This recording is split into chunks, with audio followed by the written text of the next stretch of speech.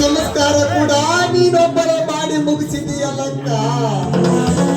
ಇಲ್ಲ ರಮಣ, ನಿನ್ನ ಪಾಲಿಗೆ ತಮ್ಮ ಎನಿಸಿಕೊಂಡಿರುವನು ನಾನಪ್ಪ ಇನ್ನು ಬದುಕಿದ್ದೇನೆಂದು ನಿನಗೆ ನೆನಪಾಗಲಿಲ್ಲೇನಕ್ಕ? ಹೇಳಕ್ಕ, ಯಾಕೆ ಈ ರೀತಿ ಮಾಡಿದೆ ಹೇಳು. ಇಲ್ಲ ರಮಣ, ಇಲ್ಲ. ನಿನಗೆ ಹೇಳಬಾರದು ಅನ್ನೋದೇನಿಲ್ಲ. ಏನು ಮಾಡಬೇಕು? ವಿಧಿಯ ಬರವೇ ಈ ವಿಧಿಯನ್ನಾಗಿ ಮಾಡಬೇಕಾದ್ರೆ ಒಬ್ಬಳೆ ತಳಗಿ ನನ್ನ ಗಂಡನ ಸ್ಮಶಾನವನ್ನು ನಾನೊಬ್ಬಳಕ್ಕೆ ಸಂಸ್ಕಾರ ಮಾಡಿಬಿಟ್ಟೆ. ದಯವಿಟ್ಟು ನನ್ನ ಕ್ಷಮಿಸಿಬಿಡು ರಮಣ, ಕ್ಷಮಿಸಿಬಿಡು. ಅಕ್ಕ, ಮಾವನಿಗೆ ಸಾಯುವಂತ ಸ್ಥಿತಿ ಬರಲು ಅಂತದೇನಾಗಿತ್ತು ಅಂತ ಹೇಳಕ್ಕ, ಹೇಳು. ವಿಧಿ ಬರವೇ ನನ್ನ ವಿಧವೆಯನ್ನು ಮಾಡಬೇಕಾದ್ರೆ ಯಾರೇನೋ ಮಾಡುವರು? ಎಲ್ಲಿ ಹುಟ್ಟಿರುತ್ತದೆಯೋ ಅಲ್ಲಿ ಸಾವಿದ್ದೇ ಇರ್ತದೆ, ಎಲ್ಲಿ ನ್ಯಾಯ ಇರ್ತದೆಯೋ ಅಲ್ಲಿ ಅನ್ಯಾಯ ನಡೀತಿರ್ತದೆ.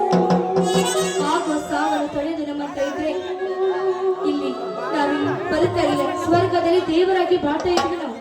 ಅಕ್ಕ, ಮನಸ್ಸಿನಲ್ಲಿ ಬರ ದುಃಖವನ್ನೇ ತುಂಬಿಕೊಂಡು ಮೇಲೆ ನೋಟಕ್ಕೆ ಮಾತ್ರ ಈ ರೀತಿ ನಟನೆಯಾಗಿ ಮಾತನಾಡಿದರೆ ಈ ನಿನ್ನ ತಮ್ಮನಿಗೆ ಅರ್ಥವಾಗುತ್ತಿಲ್ಲ ಎಂದು ತಿಳಿದಿರುವೆ ಏನಕ್ಕ?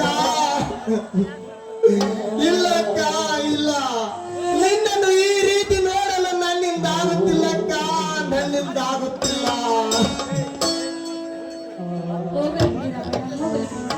ಯೋಗಿ ಪಡೆದದ್ದು ಯೋಗಿಗೆ, ಜೋಗಿ ಪಡೆದದ್ದು ಜೋಗಿಗೆ. ಈಗಿನ ಕಾಲದಲ್ಲಿ ಯಾರೇನು ಮಾಡ್ತಾರೋ ಅದನ್ನು ಅನುಭವಿಸಲೇಬೇಕು. ಕಾಲ ಅವರಿಗೆ ಕರೆದುಕೊಂಡು ಹೋಗುತ್ತೋ ಹಾಗೆ ನಾವು ನಡೆಯಲೇಬೇಕು. ಆದ್ರೂ ಕೂಡ ಒಂದು ಸಂತೋಷ ನನಗೆ. ಇಂಥ ಸಮಯದಲ್ಲಿ ಒಂದು ಗಂಡು ಮಗನ ಹೆತ್ತರಲ್ಲ, ಅಷ್ಟೇ ಸಾಕು ನನಗೆ ಜನ್ಮಕ್ಕೆ. ಏನು, ನಿನಗೆ ಗಂಡು ಮಗು ಐತೆ?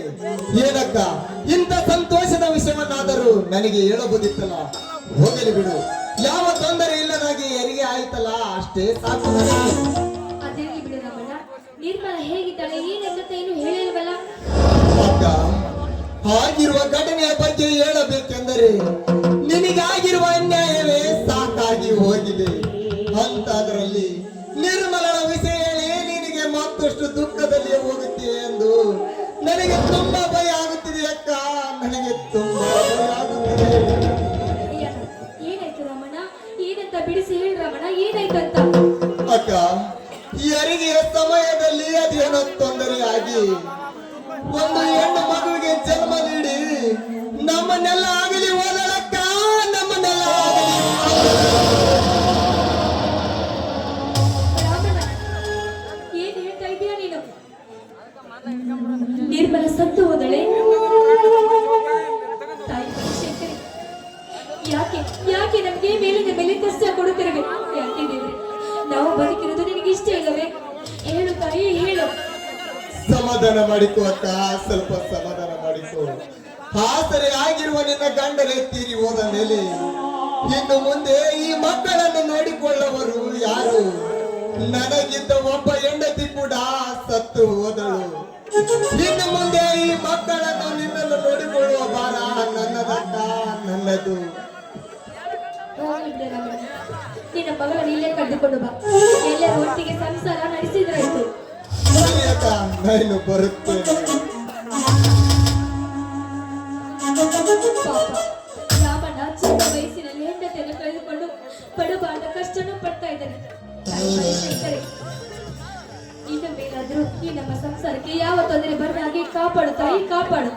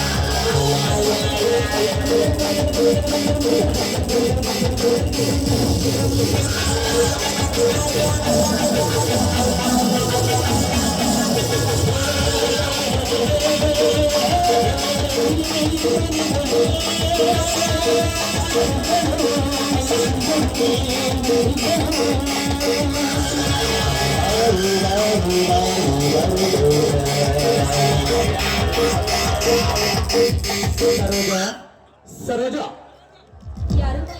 ಓಹೋ, ನೀನು ಪಾಪಿ, ನನ್ನ ಗಂಡನ ಕೊಂದ ಕೊಲೆ ಪಾತಕ ನೀನು. ಮತ್ತೆ ಏಕೆ ಇಲ್ಲಿಗೆ ಬಂದಿರುವೆ? ಸುಮ್ಮನೆ ಹೊರಟು ಹೋಗು ಇಲ್ಲಿಂದ.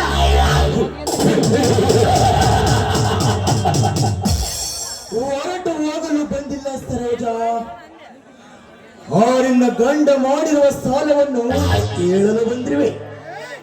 ಸಾಲ ಸಾಲ ಸಾಲ, ನಾವೆಷ್ಟೇ ದುಡಿದರೂ ತೀರ್ದಾರಿನ ಸಾಲ ನನ್ನ ಗಂಡ ಸತ್ತ ಸಮಾಧಿ ಜೊತೆಲೆ ಹೊರಟು ಹೋಯ್ತು. ಮತ್ತೆ ಸಾಲ ಕೇಳ ಬಂದಿರಲ್ಲ, ರಾಜಿ ಆಗಬೇಕು ನಿನ್ನ ಬಂಡ ಜನ್ಮಕ್ಕೆ. ಕೊಟ್ಟಿರುವ ಸಾಲ ಗಂಡನ ಜೊತೆ ಸತ್ತು ಹೋಗಲಕ್ಕೆ ಅದು ಏನು ನಿಮ್ಮ ಅಪ್ಪನ ಮನೆಯ ಆಸ್ತಿ ಎಂದು ತಿಳಿದಿರುವೆಯಾ? ಸುಮ್ಮನೆ ನಾನು ಕೊಟ್ಟಿರುವ ಸಾಲವನ್ನು ನೀ ಎತ್ತಿನಿಂದ ಹಿಂದಿರಿಸಿ ಕೊಟ್ಟರೆ ಸರಿ, ಇಲ್ಲದಿದ್ದರೆ ಇತ್ತ ಈ ಮನೆಯನ್ನು ಕಿತ್ತುಕೊಂಡು ನಿನ್ನ ಬೀದಿಗೆ ಎತ್ತಬೇಕಾಗುತ್ತದೆ. ಬೇಡಿಕೊಂಡು ಬೇಡಿ, ಈ ಮನೆಯನ್ನು ಕಿತ್ತುಕೊಂಡು ಹೋದ್ರೆ ನಾನು ಎಲ್ಲಿ ಹೋಗಿ ಸಂಸಾರ ಮಾಡಲಿಲ್ಲ, ಹೇಗೆ ಜೀವನ ಸಾಗಿಸುತ್ತೆ? ಜೀವನ ತೆಗೆದರೂ ಕೂಡ ಗಂಡನ ಕೈದುಕೊಂಡು ಸತ್ತ ಶವನಾಗಿ ಜೀವನ ಸಾಗಿಸುತ್ತಿರುವೆ. ಮನೆಯನ್ನು ಕಸಿದುಕೊಂಡು ಹೋದ್ರೆ ನಾನು ಹೇಗೆ ಬದುಕಲಿ? ದಯವಿಟ್ಟು ನಿಮ್ಮ ಸಾಲ ತೀರಿಸಲು ಸ್ವಲ್ಪ ಕಾಲ ಅವಕಾಶ ಕೊಡಿ. ಸಾಲನ್ನು ತೀರಿಸುತ್ತೇನೆ ಗೌಡ್ರೆ.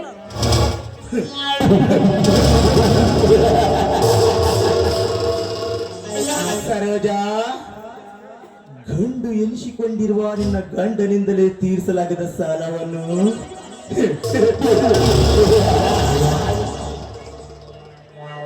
ನೀನೇನು ತೀರಿಸುವೆ? ಯಾಕೆ ಗೌಡ್ರೆ ಅನುಮಾನ ಬೇಕು? ನೋಡಿ ನಿಮ್ಮಂತ ಸಾವಿರಾರು ಶ್ರೀಮಂತರ ತಿಕ್ಕಿ ಉಂಡು ಬಿಟ್ಟರೆ ವೆಂಚಲ ಕಾಟನ ತಿಕ್ಕಿ ಆದರೂ ನಿಮ್ಮ ಸಾಲವನ್ನು ನಾನು ತೀರಿಸುತ್ತೇನೆ.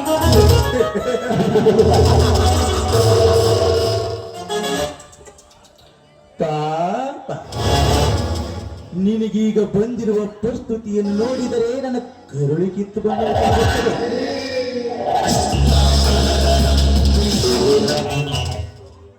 ಹೋಗ್ಲಿ ಬಿಡು ಸರೋಜ. ನಿನ್ನ ಗಂಡ ಮಾಡಿರುವ ಸಾಲ ನೀನು ಕೊಡೋದು ಬೇಡ. ನಿಮ್ಮ ಸಾಲವನ್ನು ನಾನೇ ವಜಾ ಮಾಡಿಕೊಳ್ಳುತ್ತೇನೆ. ಆದರೇನು ಗೌಡ್ರೆ? 6 ದಿನಗಳಿಂದ ಕಾತಿರುವ ನನ್ನ ಆಸೆಯನ್ನು ಗಾಮದ ಗಂಡನ ಬಿಚ್ಚಿ ಒಂದೇ ಒಂದು ಸಾರಿ ನೀನು ನನ್ನವಳಾದರೆ. ನಿನ್ನ ನಾಲಿಗೆ ಉದ್ದ ಬಿಟ್ಟಿದೆ, ಆದರೆ ನಿನ್ನ ನಾಲಿಗೆ ಕತ್ತರಿಸಿ ಹಾಕಬೇಕಾಗುತ್ತೆ. ಸುಮ್ಮನೆ ಹೊರಟು ಹೋಗೋ ಇಲ್ಲಿಂದ.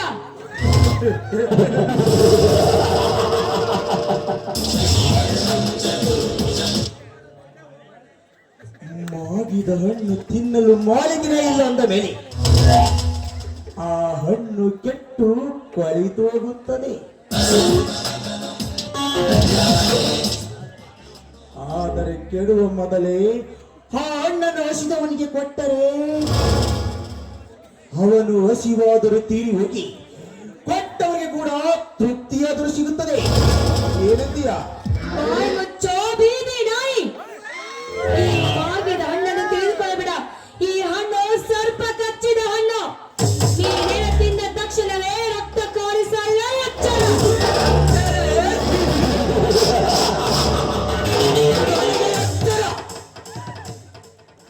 ಅಂತ ವಿಷ ತುಂಬಿದ ಘಟ ಸರ್ಪವನ್ನು ಅರಿದು ತಿನ್ನುವ ಈ ಗಂಡು ಗರುಡನಿಗೆ ಎತ್ತರವೇ ಯಾವತ್ತೂ ಎಣ್ಣೆ.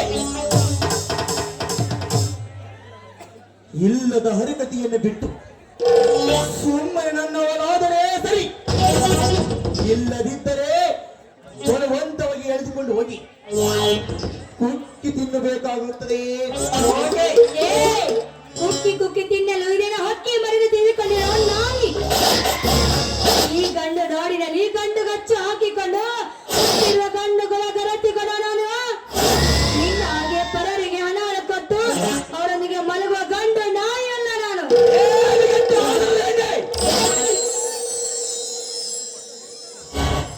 ದುಡ್ಡು ಕೊಟ್ಟು ಒಂದು ಹೆಣ್ಣಿನ ಜೊತೆ ಮಲಗುವುದು ಅದು ನನ್ನಂತ ಗಂಡಿನ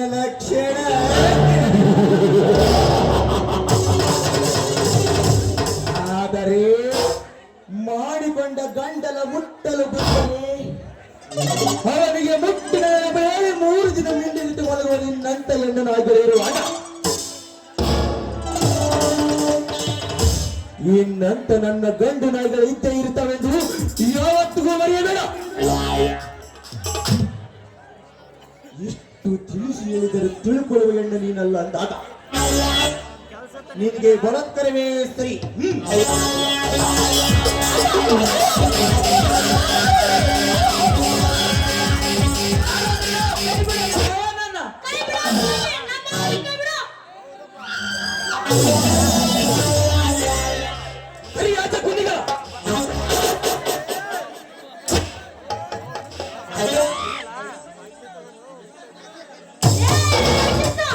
ನಮ್ಮ ತಾಯಿಯನ್ನು ಕೈ ಬಿಡುತ್ತಾರೆ. ಈ ನಿನ್ನ ಕೈಗಳನ್ನು ಕತ್ತರಿಸಿ ಹಾಕುತ್ತೇನೆ. ಬಿಡು ನಮ್ಮ ತಾಯಿಯನ್ನು.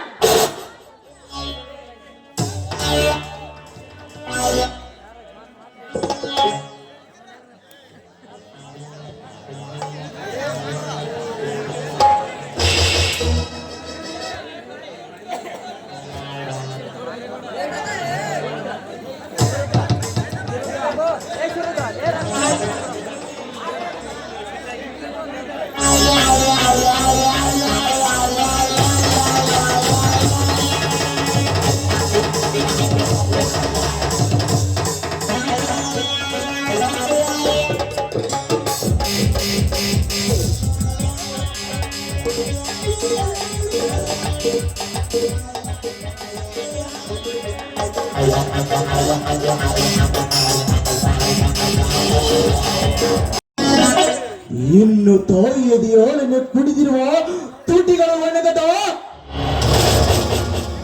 ಇದು ಮಲದ ಮರಿ. ಇದಕ್ಕೆ ಎದುರಿ ಓಡಿ ಹೋಗುತ್ತೆ ನನಗೆ ತಿಳಿದಿರುವೆಯಾ? ಏ ಸೌಕಾರ, ನೀನು ತಿಳಿದುಕೊಂಡರಾಗೆ ಇವನ ಹೊಲದ ಮರಿಯಲ್ಲ. ತಾಯಿಯ ಗರ್ಭದಲ್ಲಿದ್ದಾಗಲೇ ಗರ್ಜಿಸಿದ ಗರುಡ ಇವನು. ಕೇವಲ ಸರ್ಕಾರಿ ಆಸ್ಪತ್ರೆಯಲ್ಲಿ ಹುಟ್ಟಿದ ಮಗನ ಇವನು. ರುದ್ರ ಭೂಮಿಯಲ್ಲಿ ಹುಟ್ಟಿ ಬಂದ ಶಿವರುದ್ರ ಇವನು. ಕೈಗೆ ಕುಡುಗರ ಹಿಡಿದು ನಿನ್ನ ಚಂದನ ಕಟ್ಟಿಸುವಣ್ಣ ಹೊರಟೋಗ. ಇಲ್ಲವಾದರೆ ನನ್ನ ಮಗ ಸ್ಮಶಾನದ ದಾರಿಯನ್ನು ತೋರಿಸಿ ಬಿಡುತ್ತಾನೆ.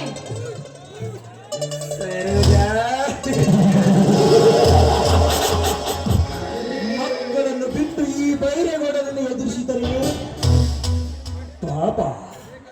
ಚಿಕ್ಕ ಮಕ್ಕಳೆಂದು ತಿಳಿದು ಇದೊಂದು ಸರಿ ಮರಳಿ ಹೋಗುತ್ತೇನೆ. ಆದರೆ ಮುಂದೊಂದು ದಿನ ಗಾಳಿ ಬಿಟ್ಟಾಗ ತೂರಿಕೊಳ್ಳುತ್ತೇನೆ. ನೋಡುತ್ತೇನೆ.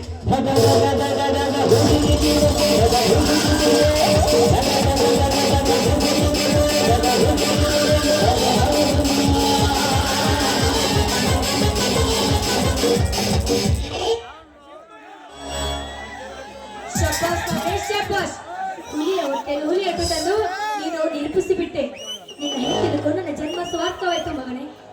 ಅವ ಯಾಕವ ನನ್ನ ಕಂಡ ಈ ಜನ ನಿನಗೇಕೆ ಈ ರೀತಿ ವರ್ತಿಸುತ್ತಾರೆ ಅಂತ ತಪ್ಪು ನೀನೇನು ಮಾಡ್ತೀಯ? ನೋಡು ಕಂದ, ಇದು ನನ್ನ ಒಬ್ಬಳಿಗೆ ಮಾತ್ರ ಅಲ್ಲ, ನನ್ನ ಹಾಗೆ ಯಾರ ಕೊರಳಿಗೆ ತಾಳಿದಿಲ್ಲವೋ ಅಂತವ್ರಿಗೆ ಇಂಥ ಸಮಾಜದ ಘಾತಕರು ಹೀಗೆ ನಚ್ಚಿರ್ತಾರೆ. ಈ ಹೇಳೋ ಮಾತು ನಿಜವೇ? ಹಾಗಾದ್ರೆ ಕೊರಳಲ್ಲಿ ತಾಳಿದ್ದರೆ ಈಗೆಲ್ಲ ಮಾಡಿದಲ್ಲವೇ? ಹೇಳವ್ವ ಹೇಳು. ಹೌದು ಕಂದ, ಯಾರ ಕೊರಳ ತಾಳಿ ಇರ್ತದೋ ಎಷ್ಟೊಂದು ಬೆಲೆ ಇರುತ್ತದೆ. ಹೀಗೆಲ್ಲ ಆಗೋದಿಲ್ಲ ಅವರಿಗೆ.